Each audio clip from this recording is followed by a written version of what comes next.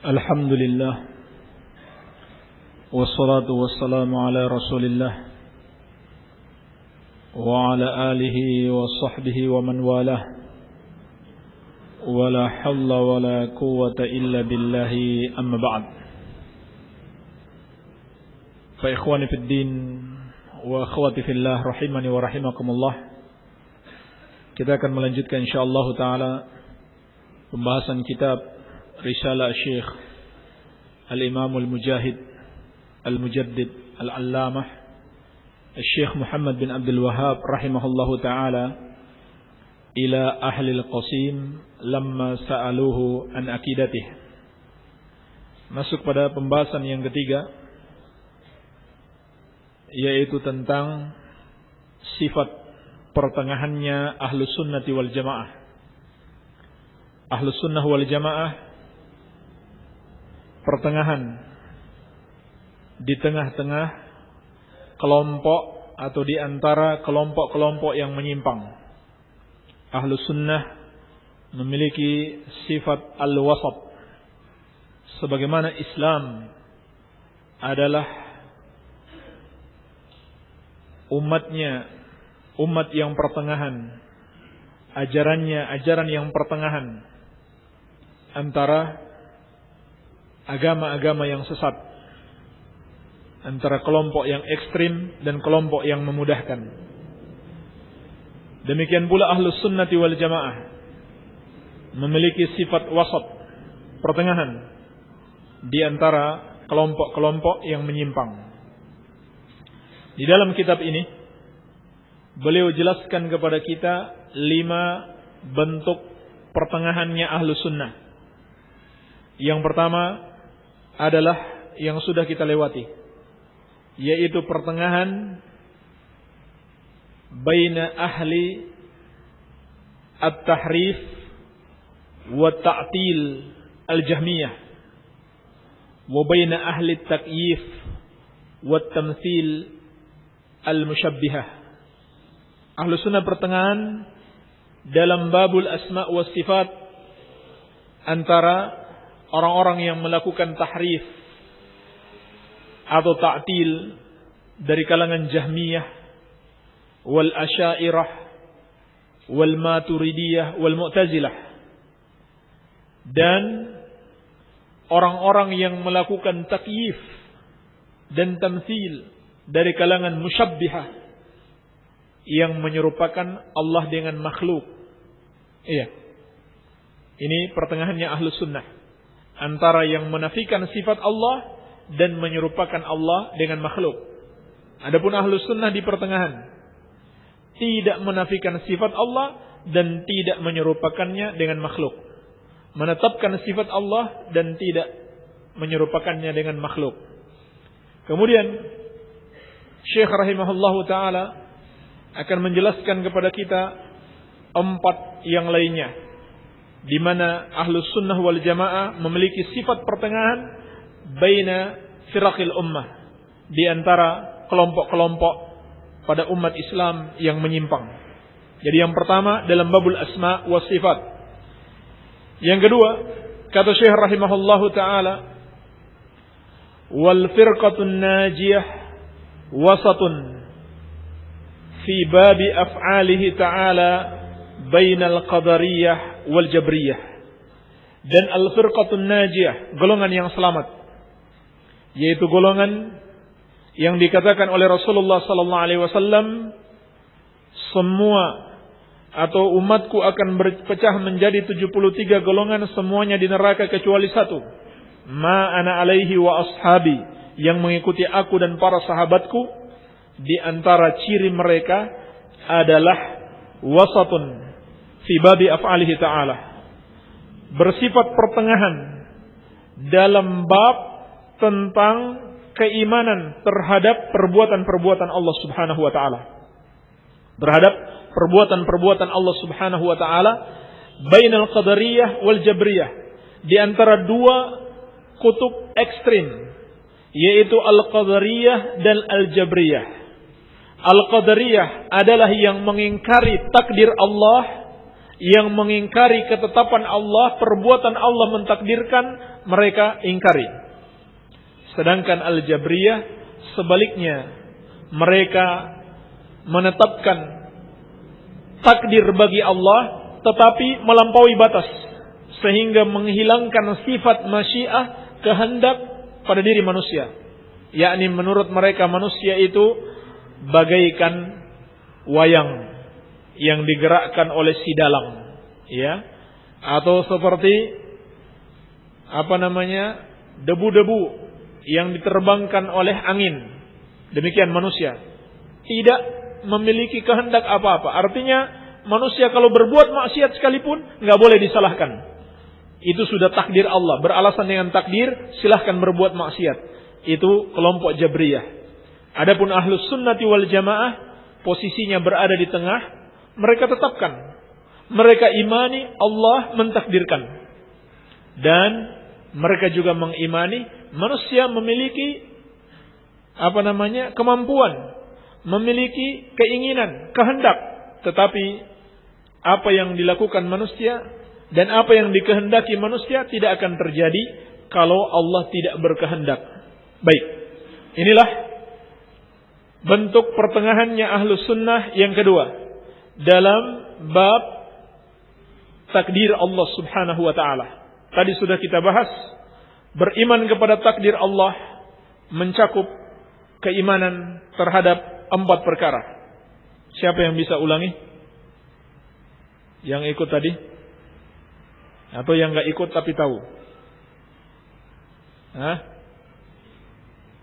Yang pertama, beriman kepada? Jangan malu-malu, akhi. Tafadhol. Yang pertama, beriman kepada ilmu Allah. Yang kedua, beriman terhadap kitabah Allah, catatan.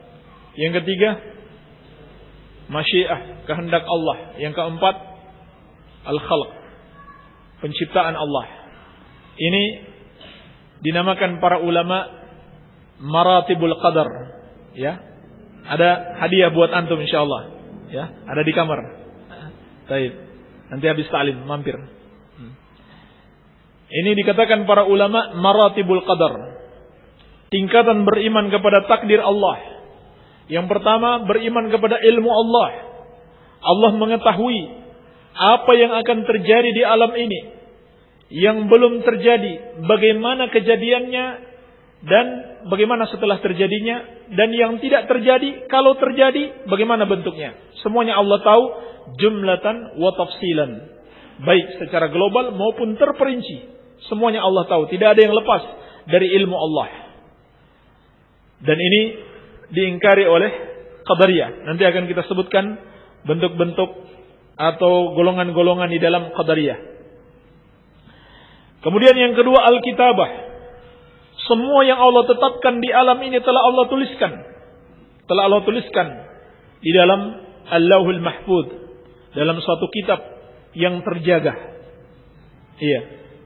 Kemudian Al-Masyiah, kehendak. Semua yang terjadi di alam ini tidak lepas dari kehendak Allah. Tidak ada satupun yang lepas dari iradah Allah. Apa yang terjadi sudah pasti karena Allah menginginkan. Yang Allah tidak inginkan pasti tidak akan terjadi. Itulah kesempurnaan kekuasaan Allah. Kemudian al-khalqu, penciptaan. Bahwasannya kita meyakini semua yang terjadi di alam ini adalah ciptaan Allah. Baik makhluknya maupun perbuatan mereka. Semuanya diciptakan oleh Allah Subhanahu wa ta'ala. Dan di sini Syekh rahimahullahu ta'ala mengatakan, ini adalah bagian ucapan Syekh yang sudah terlewat. Saya kasih urutan yang lebih pas di bab takdir Allah. Beliau mengatakan, wa uminu bi anna Allah fa'alu lima yurid. Dan aku beriman bahwasanya Allah melakukan apa yang Dia kehendaki. Wala yakunu syai'un illa bi iradatihi. Dan tidak terjadi sesuatu apapun kecuali dengan kehendaknya, keinginannya. Wala yakhruju syai'un an masyiatihi. Dan tidak ada satupun yang keluar dari kehendaknya. Walaysa syai'un fil alam yakhruju an taqdirihi, dan tidak ada satupun yang terjadi di alam ini keluar dari takdirnya. Wala yasduru an illa an tadbiri, dan tidak ada yang terjadi kecuali dari pengaturan Allah. Wala mahida li ahadin anil qadaril mahdud, dan tidak ada tempat lari untuk seseorang dari takdir yang sudah ditetapkan. Enggak ada yang bisa lepas dari takdir Allah. Wala yatajawaz ma khutta lahu fil lauhil mastur, dan dia tidak bisa melewati apa yang sudah dituliskan baginya pada al-lauhul mahfuz. Inilah keyakinan Ahlus Sunnati wal Jamaah. Jadi telah sesat di sini dua golongan, Al-Qadariyah dan Al-Jabriyah. Al-Qadariyah itu dijelaskan para ulama ada 3 bentuk. Yang pertama, Qadariyah musyrikiyah. Sifat Qadariyahnya kaum musyrikin. Seperti yang Allah katakan dalam Al-Quran tentang ucapan orang-orang musyrik, "Lau sya'allahu ma asyrakna wala abauna." Dalam surat Al-An'am ayat ke-148. Mereka mengatakan, kalau Allah berkehendak, maka kami tidak menyekutukannya, tidak pula bapak-bapak kami. Mereka menyekutukan Allah dan mereka membenarkan perbuatan mereka tersebut dengan kehendak Allah. Iya, berarti menurut kehendak Allah mereka menyekutukan Allah Subhanahu wa taala. Iya. Baik. Ini yang pertama. Sudah jelas kebatilannya. Yang kedua, Qadariyah gulah. Gulat minal Qadariyah. Siapa mereka? Mereka adalah nufatul ilm. Orang-orang yang menafikan ilmu Allah. Mereka mengatakan, innal amra unuf. Sesungguhnya perkara ini, yakni takdir Allah adalah unuf. Apa itu unuf? Allah tidak mengetahui setelah dia terjadi. Musta'naf jadid. Yakni menurut mereka Allah tidak mengetahui sesuatu kecuali setelah terjadinya. Inilah pertama kali munculnya Qadariyah di dalam tubuh umat Islam. Yang pertama mengatakannya adalah Ma'bad al-Juhani. Ya, yang dikatakan oleh Ibnu Abbas radhiyallahu taala anhuma, katakan kepadanya, aku berlepas diri dari mereka, dari Ma'bad dan teman-temannya, dan mereka berlepas diri dari aku. Ya, aku berlepas diri dari mereka dan mereka berlepas diri dari aku. Kata Ibnu Abbas radhiyallahu taala anhuma, andaikan mereka berinfak emas sebesar gunung Uhud, Allah tidak akan menerima infak mereka tersebut sampai mereka beriman terhadap takdir Allah Subhanahu wa taala. Iya. Dan Allah berfirman, wa kana Allahu bikulli syai'in alima. Dan Allah Maha mengetahui atas segala sesuatu. Segala sesuatu Allah tahu. Tetapi kata Ma'bad bahwasannya Allah tidak mengetahuinya kecuali setelah terjadi. Dan ulama mengatakan kelompok ini, gulat ini, itu sudah punah. Ya, tidak ada lagi yang berpendapat seperti ini. Apa ada di Solo? Ya, nggak ada insyaallah ya. Sudah punah. Ya. Yang ketiga, masih ada yang tersisa. Mereka adalah Qadariyah yang sedang lebih mending dibanding yang gula tadi. Apa keyakinan mereka? Mereka menafikan penciptaan dari Allah Subhanahu wa taala. Iya, mereka adalah orang Mu'tazilah, sebagian Syiah, Rafidah, Zaidiyah. Mereka menafikan sifat penciptaan dari Allah. Artinya Allah tidak menciptakan perbuatan-perbuatan makhluk. Ya, perbuatan-perbuatan makhluk. Jadi mereka menafikan martabatul qadar yang keempat, penciptaan. Makhluk menurut mereka itu bebas, merdeka, tidak ada pengaruh perbuatan Allah kepada mereka. Takdir Allah terhadap mereka tidak ada pengaruhnya. Makhluk bebas berkehendak, untuk berbuat apa saja yang mereka inginkan. Jadi mereka nafikan sifat penciptaan dari Allah Subhanahu wa taala. Dan itu sama saja mereka jadikan bahwa pencipta itu banyak kalau begitu. Ya. Wallahu khalaqakum wa ma ta'malun. Allah telah menyatakan Allah yang menciptakan kalian dan apa yang kalian kerjakan. Apa yang kalian amalkan itu juga ciptaan Allah. Apa yang bersumber dari makhluk itu juga makhluk juga. Ciptaan Allah Subhanahu wa taala, amalan-amalan mereka. Maka mereka mengatakan Allah tidak menciptakan perbuatan makhluk. Makhluk itu yang menciptakannya sendiri. Kalau begitu mereka menjadikan pencipta itu banyak. Ya, pencipta itu banyak. Dan Nabi sallallahu alaihi wasallam bersabda tentang mereka, al-qadariyah majusu hadhil ummah. In maridu fala ta'uduhum wa in matu fala tashhaduhum. Qadariyah itu orang-orang yang mengingkari takdir adalah majusinya umat ini. Kalau mereka sakit jangan dijenguk, dan kalau mereka mati jangan dihadiri jenazahnya. Iya. Ini hukuman terhadap mereka. Baik. Dikatakan mereka majusiah umat ini karena di antara mereka berkeyakinan seperti keyakinannya orang-orang Majusi. Orang-orang Majusi itu punya keyakinan kebaikan diciptakan oleh cahaya dan kejelekan diciptakan oleh kegelapan. Demikian pula sebagian Qadariyah.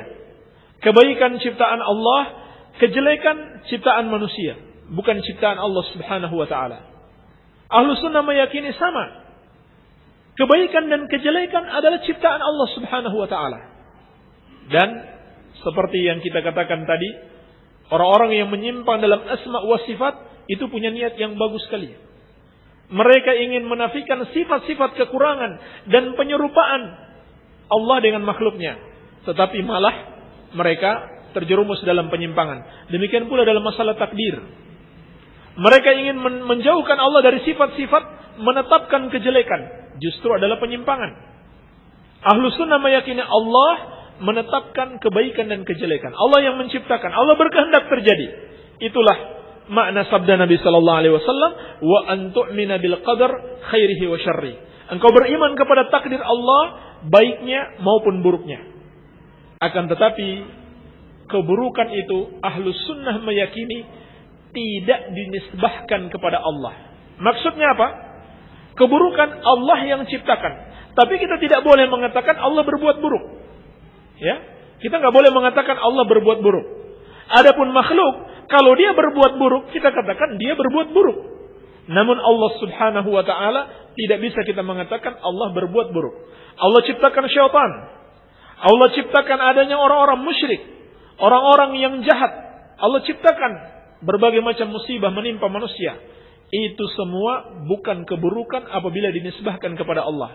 Jangan kita katakan Allah berbuat buruk. Kenapa? Karena hakikatnya kalau kita lihat lebih jauh, Allah menciptakan itu semua bukan karena keburukan, tetapi karena kebaikan yang terkandung di balik itu. Bukan karena zatnya keburukan tersebut, namun karena hikmah atau kebaikan yang terkandung di balik itu. Iya. Allah ciptakan adanya kesyirikan dan kaum musyrikin. Tentunya kalau ada kesyirikan berarti ada iman. Iman itulah yang Allah inginkan. Kalau ada kesyirikan berarti ada dakwah kepada Allah. Kalau ada kesyirikan berarti ada jihad fisabilillah. Itulah yang Allah inginkan. Demikian pula Allah ciptakan musibah kepada manusia. Bukan Allah berbuat zalim kepada mereka, bukan. Bukan Allah berbuat jelek kepada mereka, bukan. Tetapi hikmah yang Allah inginkan di balik itu. Hikmah yang Allah inginkan di balik itu. Dengan musibah, mereka kemudian merenungkan, mereka kemudian introspeksi diri, mereka bertobat kepada Allah, dan dengan musibah akan dihapuskan dosa-dosa mereka, diangkat derajat mereka. Kalau mereka bersabar, mereka mendapatkan pahala tanpa batas, dan seterusnya. Hikmah yang terkandung di balik itu, kebaikan yang ada di balik itu. Jadi nggak bisa dikatakan Allah berbuat jelek. Iya. Namun tetap kita yakini itu adalah ciptaan Allah Subhanahu wa taala. Itulah keyakinan Ahlus Sunnati wal Jamaah berdasarkan dalil-dalil yang ada seperti yang sudah kita sebutkan tadi dalam penjelasan tentang takdir Allah Subhanahu wa taala. Iya. Maka bantahan kepada mereka, bantahan kepada kelompok yang mengingkari takdir ini, kita katakan pertama, Allah menciptakan segala sesuatu. Ya, Allah dialah yang menciptakan segala sesuatu sebagaimana Dia kabarkan di dalam kitabnya. Dan juga yang terjadi di alam ini, di bawah kekuasaan Allah. Di bawah kekuasaan Allah. Tidak mungkin sesuatu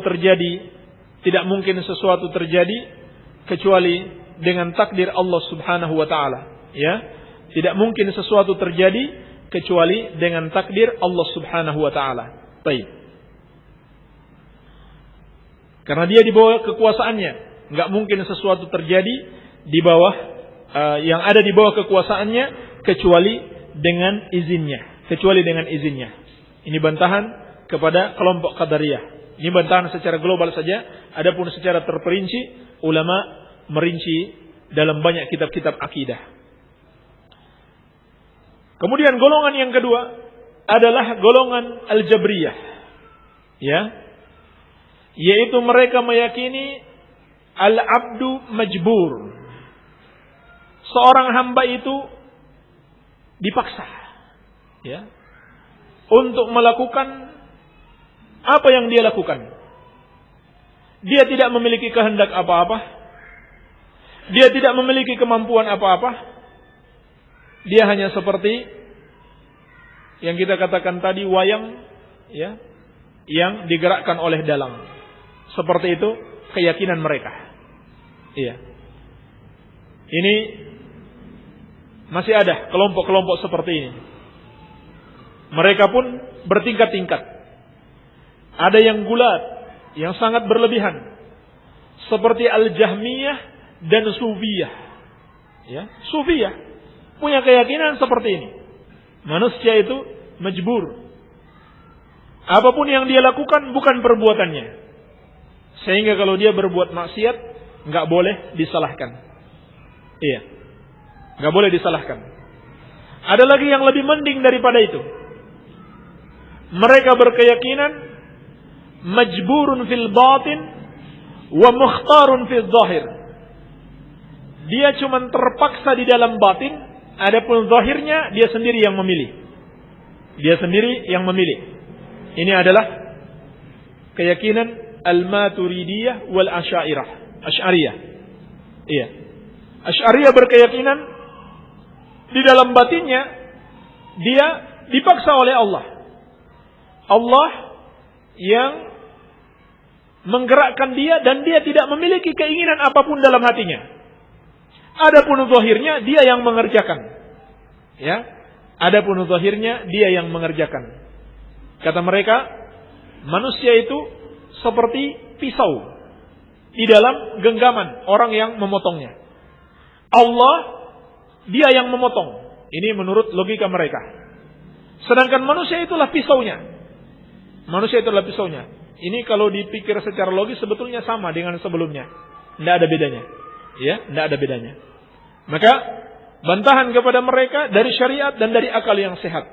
Dari syariat Allah sendiri telah menetapkan manusia itu memiliki keinginan, memiliki kehendak.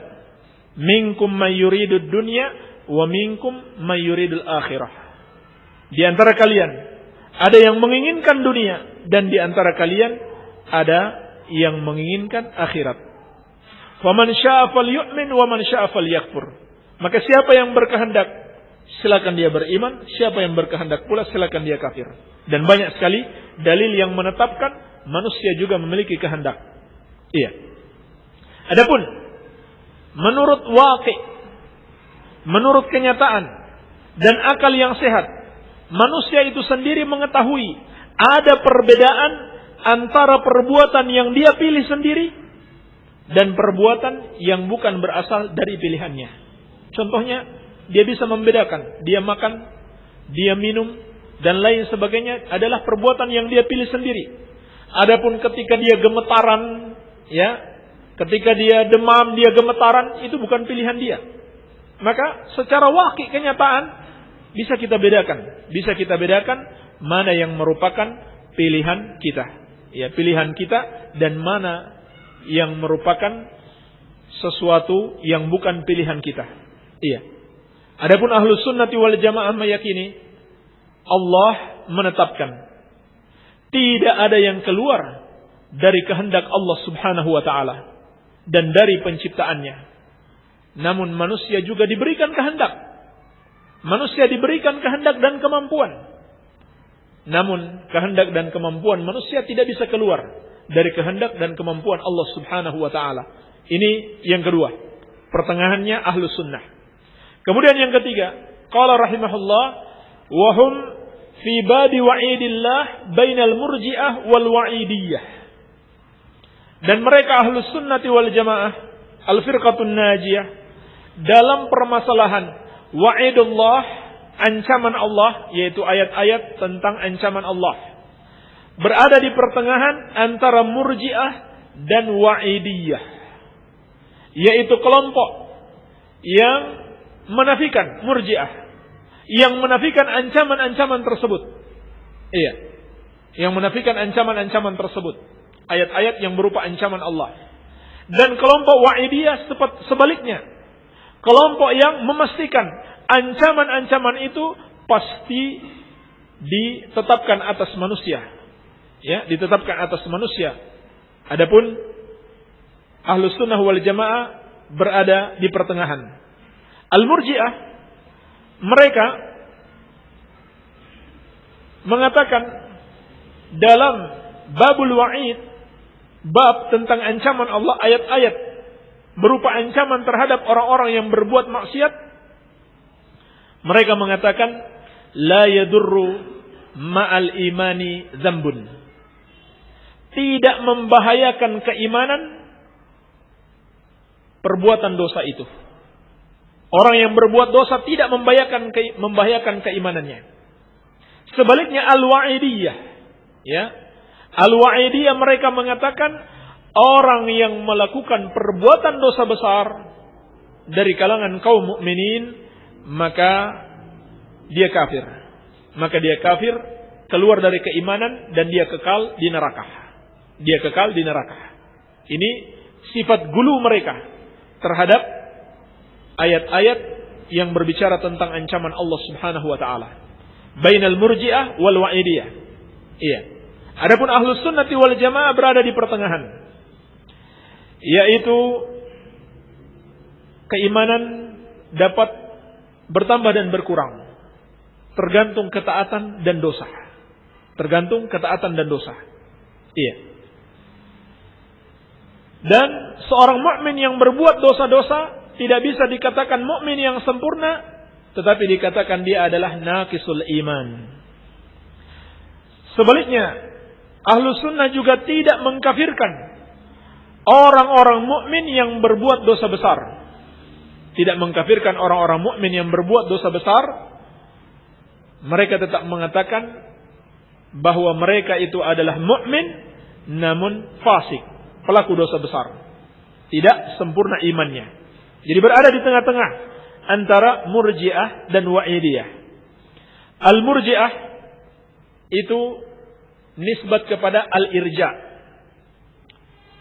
Murji'ah itu artinya nisbat kepada al-irja, maknanya adalah at-ta'khir, mengakhirkan. Mereka dikatakan demikian karena mereka mengakhirkan amalan. Menurut mereka amalan tidak termasuk di dalam keimanan. Tidak termasuk dalam keimanan. Sehingga pelaku dosa besar tidak mempengaruhi keimanannya. Dia tidak fasik, dia tetap mukmin. Iya, dia tidak fasik, dia tetap mukmin. Sehingga mereka menyamakan orang yang melakukan dosa besar keimanannya dengan keimanannya Abu Bakar. Inilah hakikat al-murji'ah. Dan mereka juga ada bergolong-golongan.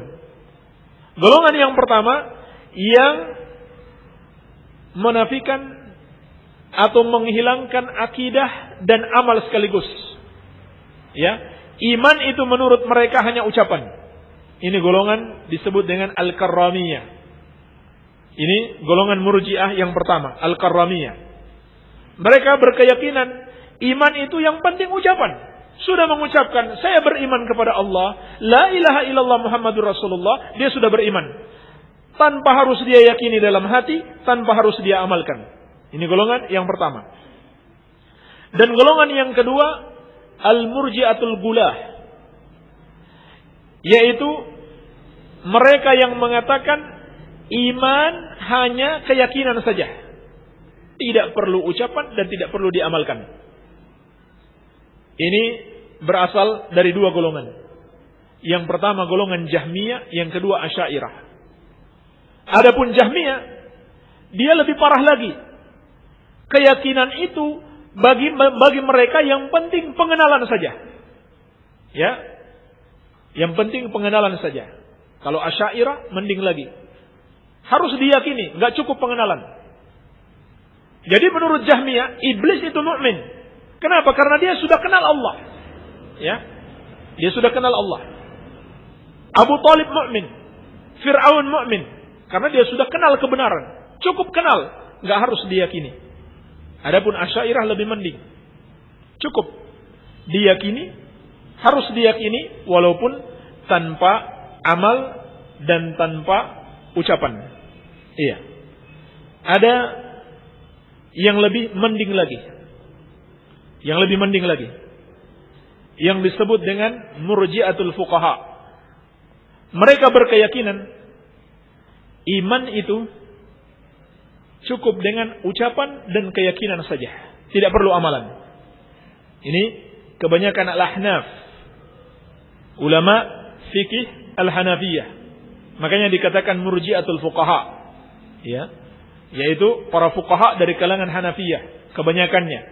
Mereka berkeyakinan iman itu hanya ucapan dan perbuatan, tidak perlu amalan. Jadi ada tingkatan-tingkatannya ya. Ada tingkatan-tingkatan Murji'ah tersebut. Baik. Adapun Ahlus Sunnati wal Jamaah sebagaimana kata Syekh. Ya, ini kita ambil lagi dari ucapan Syekh yang sebetulnya ucapan yang di akhir ini. Kita naikkan ke atas sebab berhubungan dengan bab ini.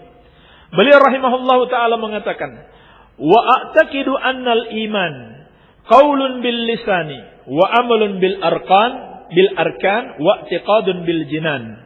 Dan aku berkeyakinan bahwa iman itu adalah ucapan dengan lisan, amalan dengan anggota tubuh, dan keyakinan dengan hati.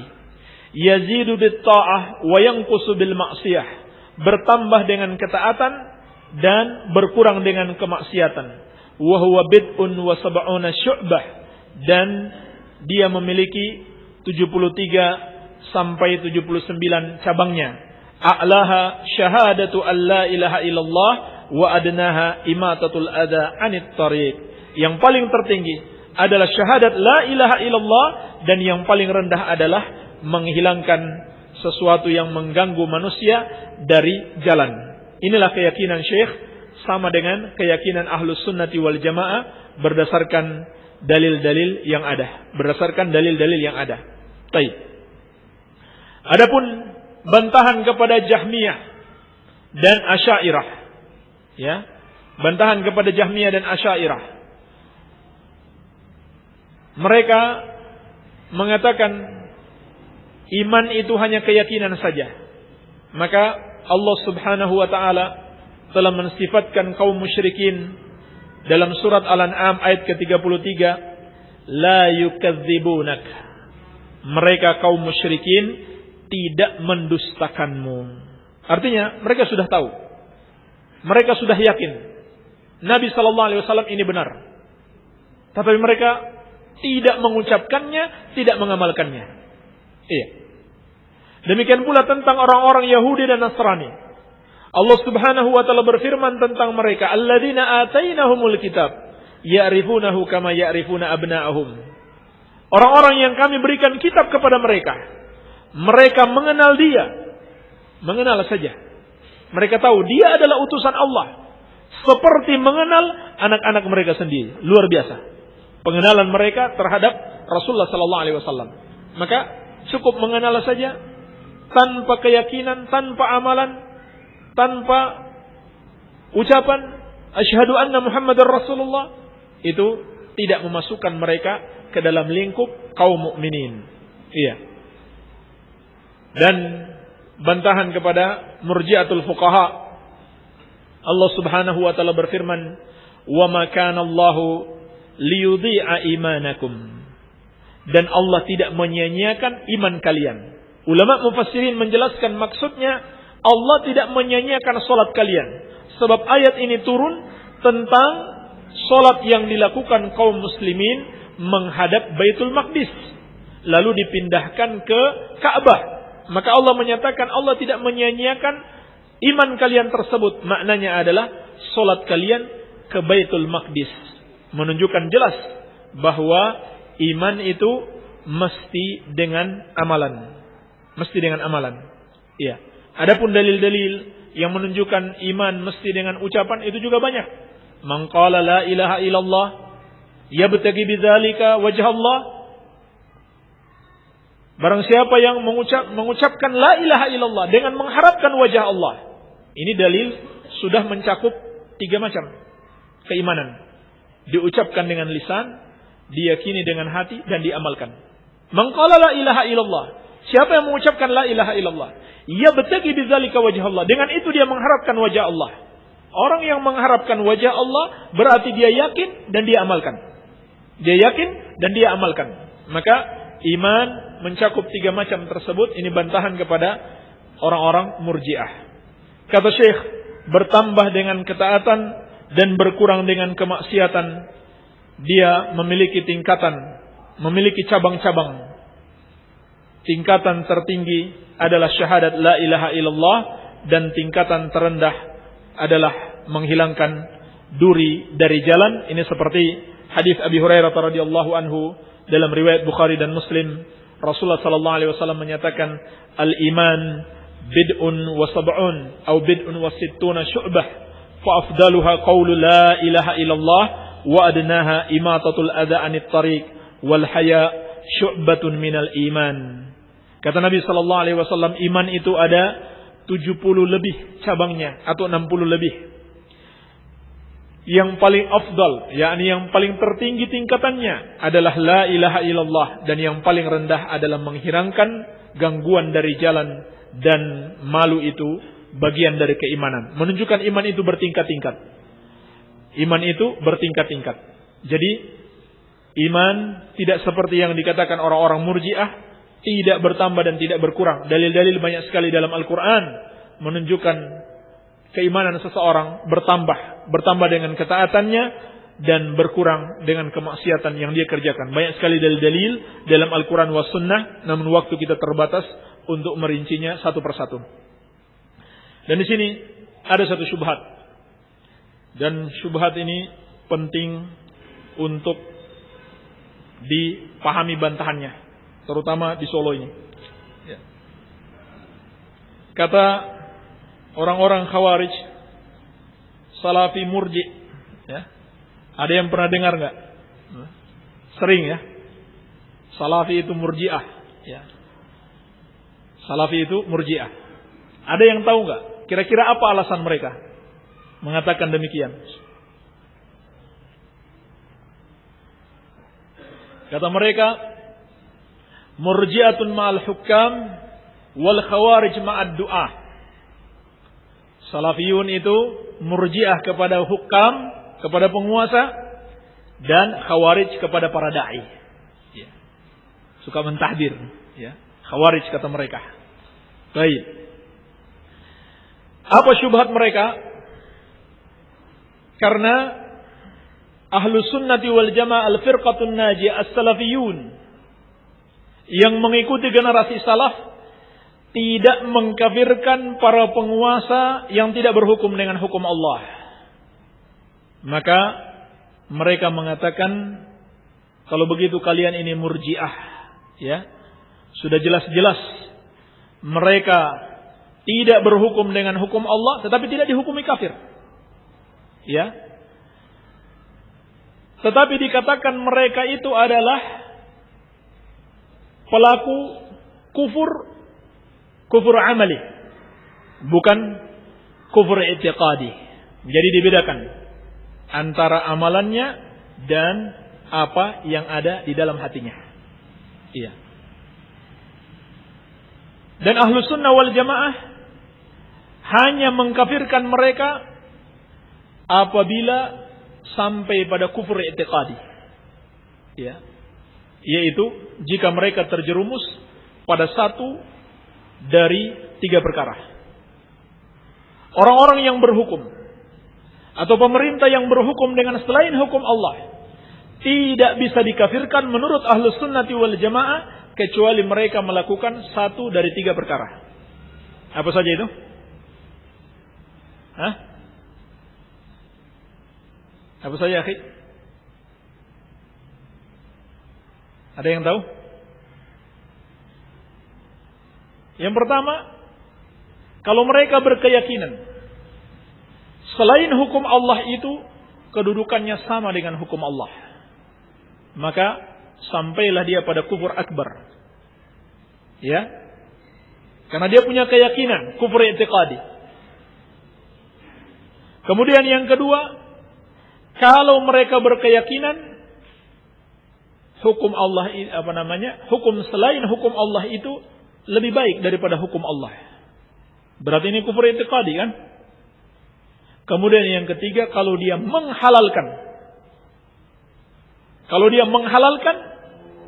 hukum yang bertentangan dengan hukum Allah, yang haram dia halalkan. Menghalalkan berarti dengan hati. Iya. Ini keyakinan Ahlus Sunnah. Hukam bighairi ma anzalallah, yang berhukum dengan selain hukum Allah tidak bisa dikafirkan kecuali dia terjatuh pada satu dari 3 perkara tersebut. Inilah sebab mereka menuduh Ahlus Sunnah sebagai murji'ah. Iya, sebagai murji'ah. Baik. Bagaimana menjawab mereka? Ini sudah jelas. Amalannya kufur. Dia berhukum dengan selain hukum Allah. Tetapi kita tidak mengkafirkan. Kenapa? Karena tidak ada amalan hatinya. Ya. Mereka katakan berarti murji'ah. Ya. Maka bantahan terhadap syubhat ini minimal dengan 2 bantahan. Yang pertama, hukum asalnya terhadap orang yang berhukum dengan selain hukum Allah itu bukan syirik besar, bukan kufur akbar, itu kufur asgar. Disinilah letak perbedaan yang mereka tidak pahami. Ya. Dan inilah sebabnya kalau memahami ayat sesuai dengan pemahaman sendiri, tidak dikembalikan kepada pemahaman salaf. Dari mana Ahlus Sunnah memahami berhukum dengan selain hukum Allah itu kufur asgar, bukan kufur akbar? Adalah dari Ahlus Sunnah generasi pertamanya, para sahabat. Dan dari mana mereka memahami kekufuran yang dimaksud di situ adalah kufur akbar? Adalah dari Khawarij generasi pertamanya, ya, yang mengkafirkan para sahabat. Ini tentang firman Allah Subhanahu wa taala, "Wa man lam yahkum bima anzalallah fa ulaika humul kafirun." Barang siapa yang tidak berhukum dengan hukum Allah, mereka itulah orang-orang yang kafir. Maka mereka mengambil pemahaman Khawarij, kufur di situ adalah kufur akbar. Ahlus Sunnah mengambil pemahaman sahabat, yang dimaksud adalah kufur asgar. Seperti ucapan Ibnu Abbas, kufrun duna kufrin. Ucapan murid-muridnya Tawus, Abdullah bin Tawus, Atha dan yang lainnya, laisa kaman kafara billahi wa bimalaikatihi wa birusulihi, dan seterusnya. Bukan seperti orang yang kafir kepada Allah, kepada malaikat-malaikatnya dan kepada rasulnya dan seterusnya. Bukan. Tetapi kufrun duna kufrin, kufur kecil. Ya. Dan asal ayat ini sebetulnya bukan untuk orang-orang Islam, tetapi Yahudi dan Nasrani. Maka ketika ayat ini diperhadapkan kepada kaum muslimin, dia berubah. Tidak lagi bermakna seperti pengkafiran terhadap Yahudi dan Nasrani. Iya. Dia menjadi syirik kecil. Kapan dia menjadi syirik besar? Kalau disertai dengan 3 hal tadi. Ya. Dia menganggap hukum itu lebih baik daripada hukum Allah. Atau minimal sama kedudukannya. Atau dia menghalalkan apa yang diharamkan Allah subhanahu wa ta'ala. Iya. Itu jawaban yang pertama. Jawaban yang kedua. Ini termasuk pada bab istihlal ma harramallah. Menghalalkan apa yang Allah haramkan. Dalam bab itu, seorang itu tidak bisa dikafirkan kecuali dia halalkan dengan hatinya. Tidak bisa dikafirkan. Ya. Orang yang berbuat maksiat, Ahlus Sunnah wal Jamaah sepakat, ini nggak bisa dikafirkan kecuali hatinya menghalalkan. Ya. Maka kalau mereka mengkafirkan orang-orang atau para penguasa yang berhukum dengan selain hukum Allah, tidak ada bedanya persis dengan Khawarij di masa lampau yang mengkafirkan para pelaku dosa besar. Iya.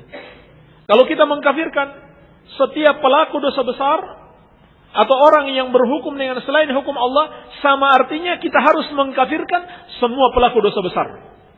Ya, yang berzina dikafirkan, yang minum khamar dikafirkan, semuanya dikafirkan, dan itu sudah jelas penyimpangannya. Jadi yang dimaksud dengan menghalalkan apa yang Allah haramkan, maksudnya adalah menghalalkan dengan hatinya, bukan dia melakukan perbuatan itu. Ya, dan hatinya mengingkari. Kan banyak orang yang berjudi, dia tahu ini haram.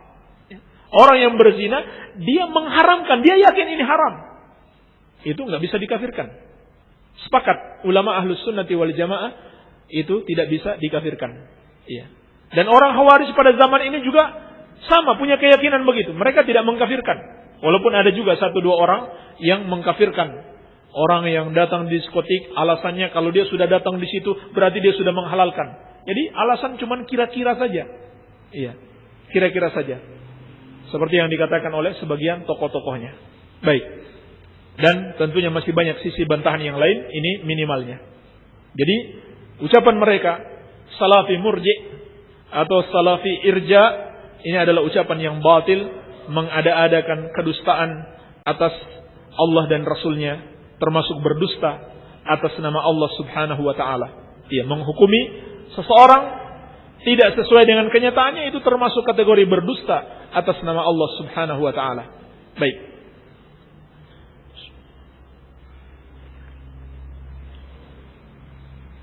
Adapun al-wa'idiyah,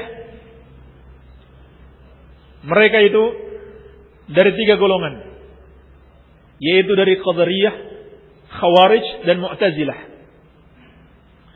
Mereka berkeyakinan ancaman-ancaman Allah kepada pelaku maksiat pasti direalisasikan. Pasti mereka mendapatkan azab. Ini keyakinan mereka.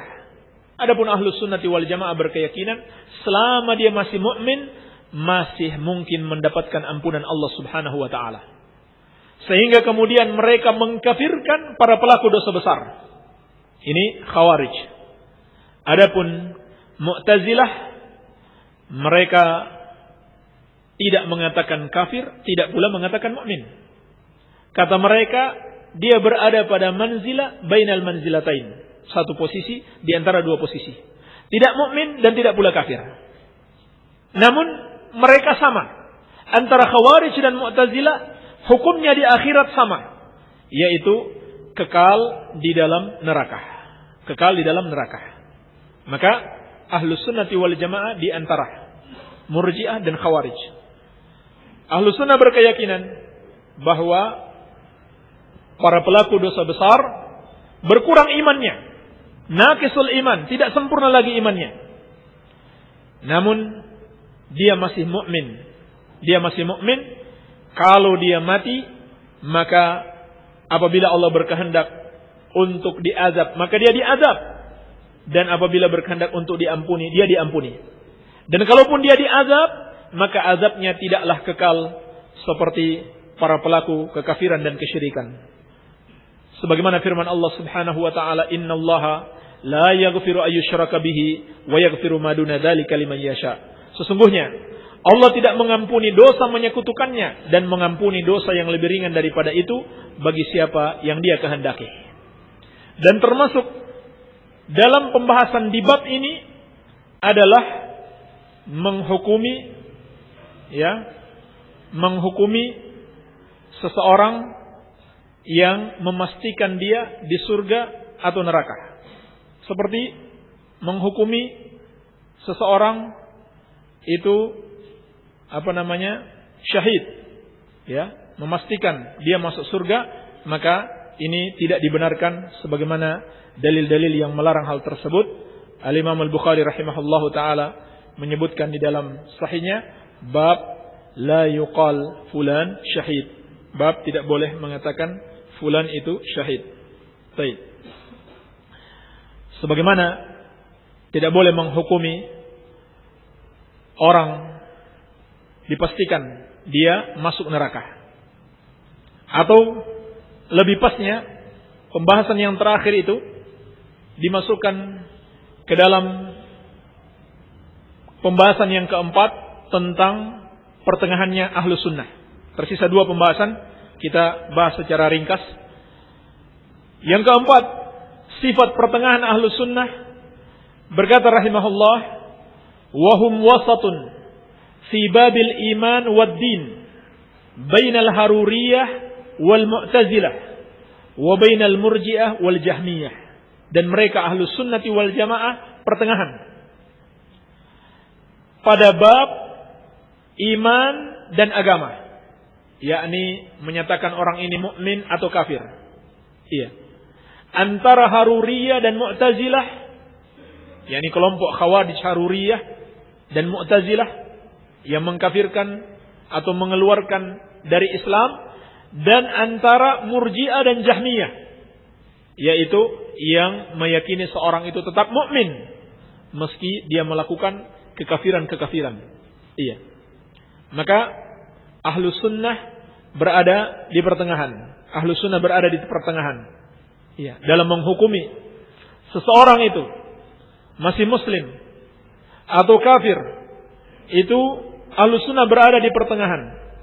Tidak mudah menghukumi seorang itu kafir, keluar dari Islam, dan juga apabila telah terpenuhi syarat-syarat pengkafirannya, maka dikafirkan. Baik. Mu'tazilah yang dimaksudkan di sini, mereka itu adalah pengikut Wasil bin Atha yang bersendirian, i'tazalah. Dia menyendiri dari majelisnya Al-Hasan Al-Basri karena pemahamannya tersebut. Dia mengatakan pelaku dosa besar dari kalangan kaum muslimin itu berada pada satu posisi di antara 2 posisi, bukan mukmin dan bukan pula kafir, namun kekal di neraka. Maka kata Al-Hasan Al-Basri, i'tazalna, mereka telah menyendiri dari kami. Dari situlah awal penyebutan Mu'tazilah. Iya. Adapun Al-Haruriyah yang disebutkan tadi adalah kelompok Khawarij, nisbah kepada Harura, satu tempat di Irak. Di situ mereka berkumpul untuk memerangi kaum muslimin. Maka Khawarij nama lainnya adalah Al-Haruriyah. Ya. Baik. Jadi mereka memiliki keyakinan Mu'tazilah, pelaku dosa besar bukan muslim, bukan pula kafir, tetapi dia sudah keluarkan dari keimanan. Adapun Khawarij, mereka mengkafirkan kaum muslimin. Dan mereka sepakat, Khawarij dan Mu'tazilah sepakat, yang mati dengan melakukan dosa-dosa besar itu kekal di neraka. Jadi hakikatnya sama saja antara Khawarij dan Mu'tazilah. Iya. Sebaliknya, yang bertentangan dengan mereka, yaitu kelompok Murji'ah dan Jahmiyah, mereka di sisi ekstrim yang lain, yaitu bermudah-mudahan di dalam menghukumi para pelaku dosa besar. Mereka mengatakan la yadurru ma'al imani ma'siyah, tidak membahayakan keimanan seseorang perbuatan maksiat yang dia lakukan.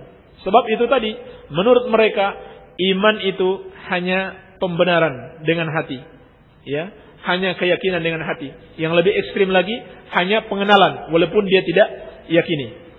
Maka ahlu sunnah bersifat pertengahan. Ahlu sunnah mengatakan pelaku maksiat tidak keluar dari keimanan, dan tidak pula kafir. Tidak keluar dari keimanan dan tidak pula kafir. Iya. Sedangkan di akhirat kelak mereka di bawah kehendak Allah. Apabila Allah berkehendak diazab maka diazab, apabila Allah berkehendak diampuni maka diampuni. Kalaupun mereka diazab, maka azabnya tidak seperti pelaku kesyirikan dan kekafiran, yaitu kekal di dalam neraka. Iya. Dan ahlu sunnah meyakini orang yang melakukan dosa-dosa besar maka dia mukmin namun naqisul iman, tidak seperti Murji'ah yang mengatakan bahwasannya para pelaku dosa besar tersebut adalah orang yang sempurna imannya. Baik. Ini yang keempat, sifat pertengahan ahlus sunnati wal jamaah. Kemudian yang kelima, yang terakhir, qala rahimahullah wa hum wasatun fi babi ashabi Rasulillah sallallahu alaihi wasallam bainar rawafid wal khawarij.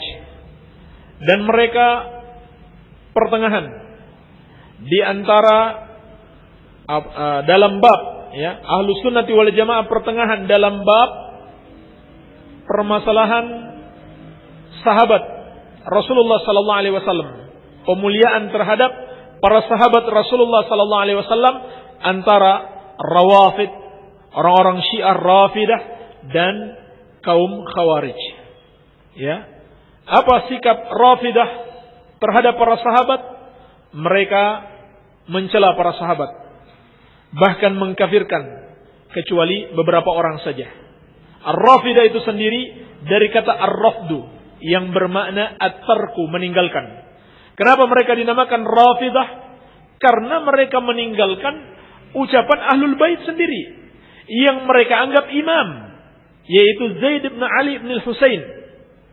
Mereka mengatakan kepadanya, tabarra' minasy-syaikhain Abi Bakar wa Umar. Hendaklah kamu berlepas diri dari dua orang syekh ini, Abu Bakar dan Umar. Maka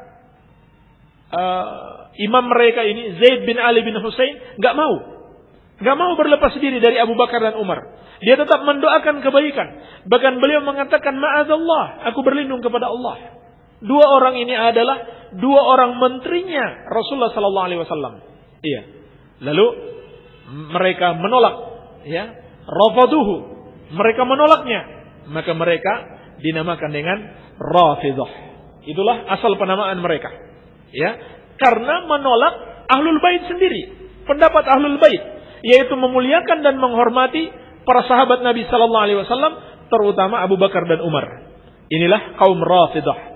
Mereka menancapkan permusuhan yang keras terhadap para sahabat, bahkan mengkafirkan para sahabat, terutama 3 orang sahabat yang sudah dijamin masuk surga, Abu Bakar, Umar, dan Utsman. Iya. Sebaliknya kaum Khawarij. Ya. Kaum Khawarij atau sebelumnya Rafidah gulu kepada Ali bin Abi Thalib. Ya. Mereka membenci sahabat yang lain, tetapi gulu, berlebih-lebihan kepada Ali bin Abi Thalib.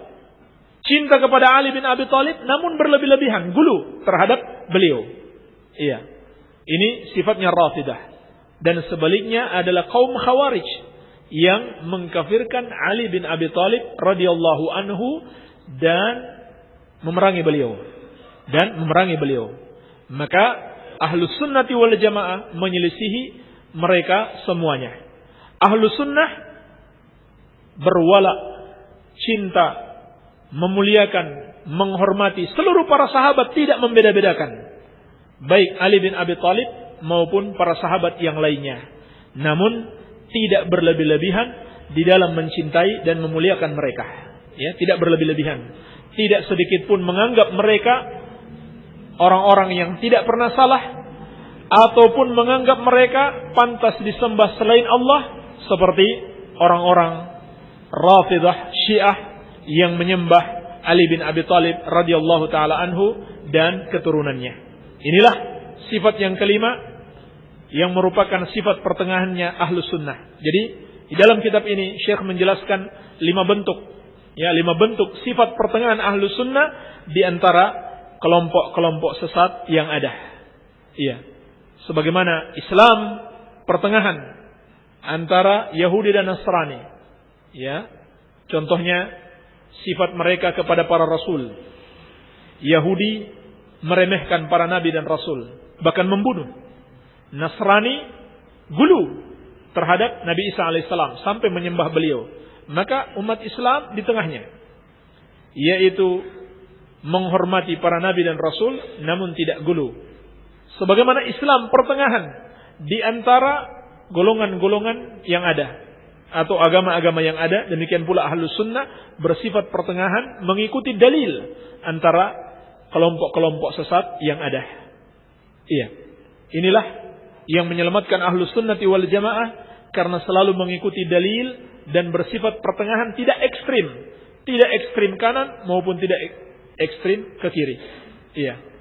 Inilah salah satu sifat yang menyelamatkan Ahlus Sunnati wal Jamaah. Semoga Allah Subhanahu wa taala menganugerahkan kepada kita untuk mengikuti jalan yang lurus ini, yaitu jalannya Rasulullah sallallahu alaihi wasallam dan para sahabatnya. Walhamdulillah, pembahasan malam ini kita cukupkan sampai di sini.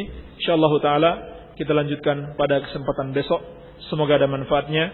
Wabillahi taufiq. Subhanakallahumma bihamdik, asyhadu an la ilaha illa anta astaghfiruka wa atubu ilaik. Sallallahu ala nabiyyina Muhammadin wa alihi wasallam. Wa akhiru da'wana alhamdulillahi rabbil alamin.